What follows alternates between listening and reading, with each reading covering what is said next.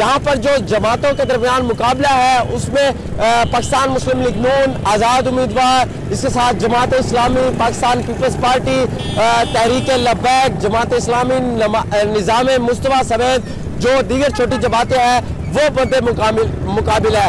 Voters यहाँ पर क्या चाहते हैं और उनके क्या मसाइल हैं उन्हें से जानने की कोशिश करते हैं। अच्छा, आप ये बताइएगा, आप ये जो इलेक्शन आ रहे हैं आप किसको वोट देंगे? पीटीआई को।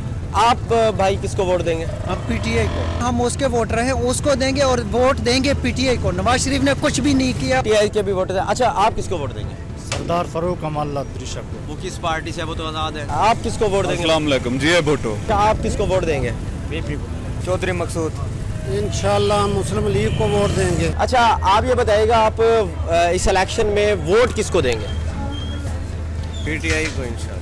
इस वक्त मैं मौजूद हूँ बूहड़ चौक राजनपुर में। यहाँ के भी लोगों से जानने की कोशिश करेंगे वो वोट किसके देंगे। अच्छा जी, चाचा जी, पहले आप ही बता देंगे किसको वोट देंगे? चौधरी मकसूद को। शेर को बड़ा वोट दे रहे हैं, शेर को छोटा वोट दे रहे हैं चौधरी मकसूद अख्तर को।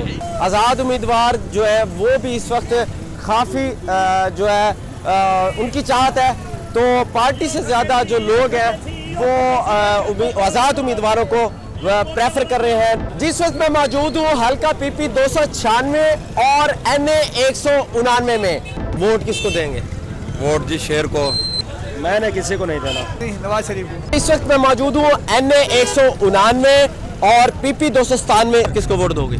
सरदार शमशेर मदारी और सरदार खिदर खान। आप किसको वोट दोगे? हम सरदार शमशेर खान को वोट देंगे। वोट दोगे? सरदार खिदर खान, शमशेर खान। सरदार शमशेर खान। मकामी लोगों के बीच, सरदारों के बीच घूमता है और यहाँ पर मिले जुले रुझानात हैं। मसाइल रुझान को इतना अरसा हो गया, पसमानदगी में पूरे पंजाब में सबसे ज्यादा है ये तहसील